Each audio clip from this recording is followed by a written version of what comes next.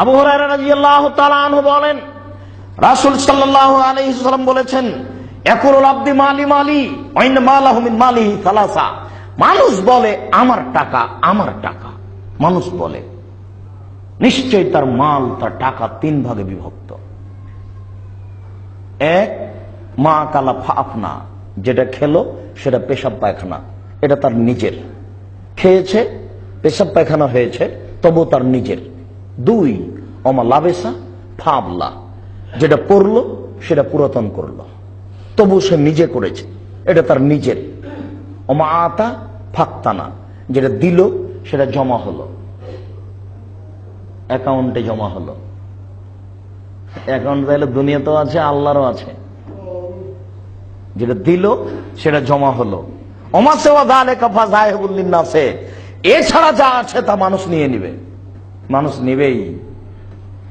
আপনারা যতই দুই ভাই মায়ের পেটের ভাই হন, ভ্রাতৃত্বের অভাব ছিল না, এরপরে জমি ভাগ করতে মন কষাকষি। এখন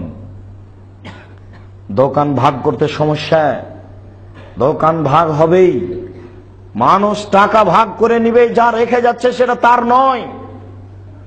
চাঁপাইনবাবগঞ্জের আমাদের গ্রামের নিজের অবস্থা, আমাদের একটা চোখে দেখা অবস্থা। বাপ মরে যাওয়ার পরে জমি জায়গা বাড়িঘর ভাগ হচ্ছে, তখন একটা ঢেঁকিকে কেটে দুই ভাই ভাগ করে নিয়েছে। বলেন ঢেঁকির কি হবে? রাগ, মানে ভাগের রাগ এত কঠিন।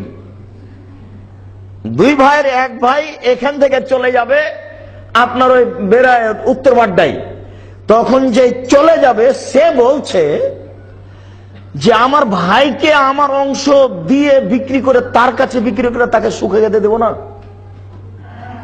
আমার ভাগ তাকে তার কাছে বিক্রি করে যাব, আর এই বড় জমিতে বসবাস করে শান্তি পাবে, এইটা আমি তাকে দিব না। এমন মানুষকে দিব ও যেন রোজ গুতাতে পারে। আপনি আপনার বাস্তবে নিয়ে আসেন, এটা আপনাকে যেটা বলছি সেটা কি বুঝতে পারছেন?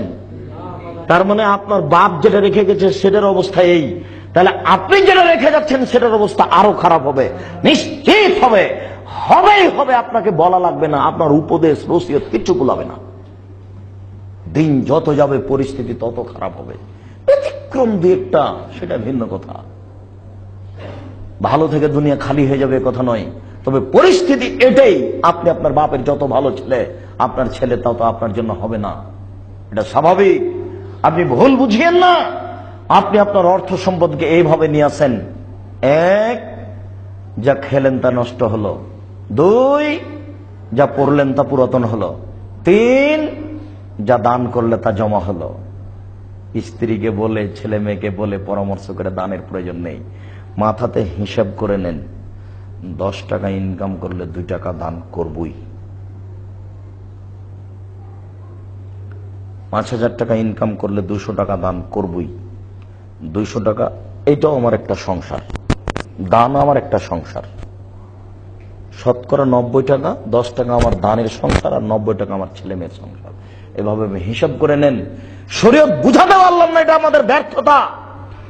যাদের সামনে লক্ষ লক্ষ জনগণ আছে, তারা জাতির সামনে কেসা কাহিনী বলল, যাদের হাতে চ্যানেল আছে তারাই জাতির সামনে কেসা কাহিনী বলে জাতিকে ভুল পথে নিয়ে গেল। ব্যর্থ আমরাই, জাতির সামনে সঠিক কোরআন হাদিস পৌঁছাতে পারলাম না। দান খায়রাত ইসলামের গতি নীতি জাতিকে বুঝাতে পারলাম না। এরপর আল্লাহকে বলছি, আল্লাহ আমাদের দিয়ে যদি তুমি খিদমত নাও, তাহলে আমাদেরকে জাতির সামনে গ্রহণীয় করো, আল্লাহুম্মা আমিন।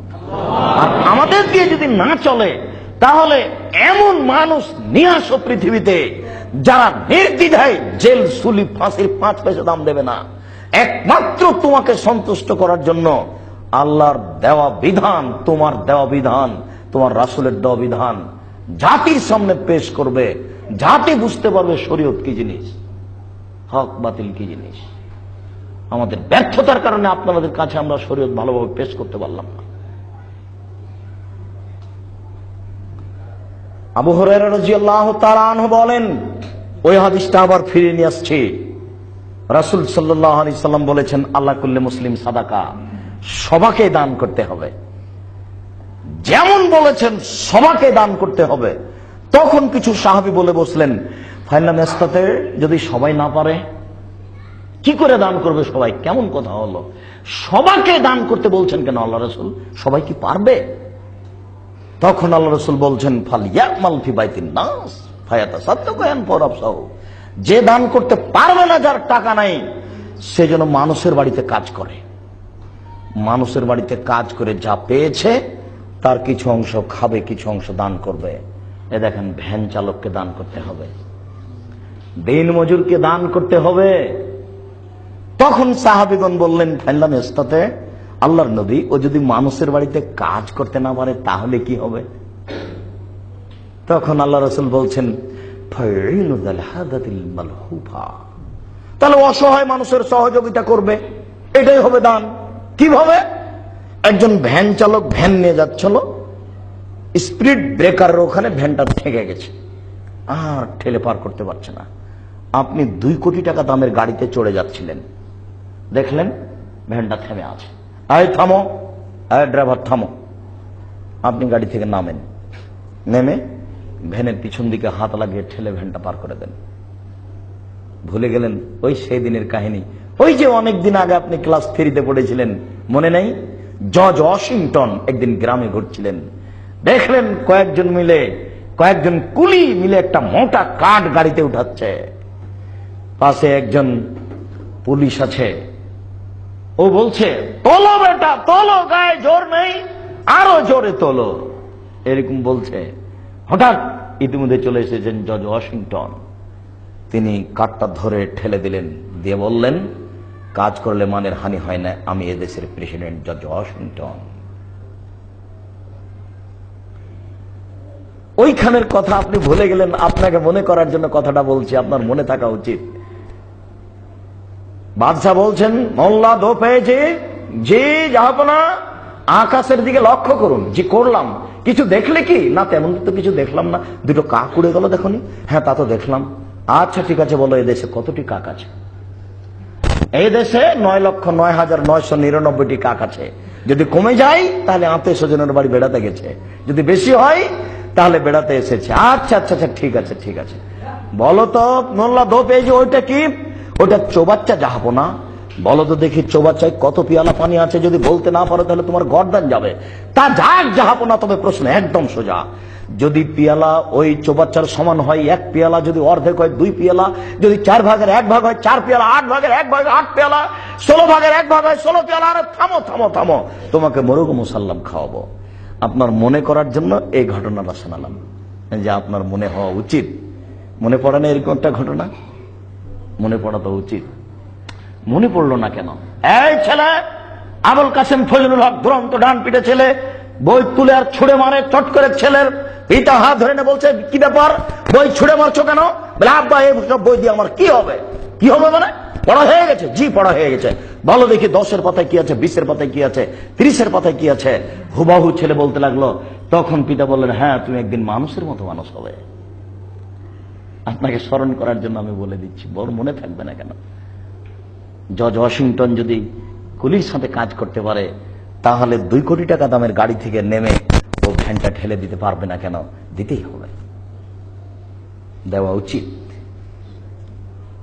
তোমার ছেলেকে কুমিরে ধরে খাবে, তোমার ছেলে নদীতে ঘন্টার ঘন্টা সাঁতার কাটে, কে কুলক্ষণের কথা বলেন? আমার ছেলে যদি বেঁচে থাকে এই দেশ থেকে কুমির তাড়াবে। ইংরেজ এদেশের কুমির, ইংরেজি তাড়িয়েছিল শেরে বাংলা আবুল কাসেম দুরন্ত ডানপিটে ফজলুল হক।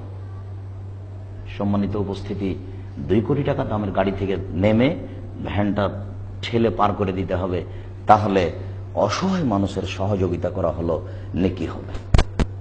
তখন সাহাবীগণ বললেন, ফাইনাল মেস্তাতে অসহায় মানুষের সহযোগিতা করতে না পারে তাহলে কি করবে? নিচে নামতে লাগলেন আল্লাহ রাসূল। তখন শেষে আল্লাহ রাসূল বলছেন, তাহলে নিজেকে পাপ থেকে ঠেকিয়ে রাখবে, এটাই হলো দান। নিজেকে পাপ থেকে ঠেকিয়ে রাখবে,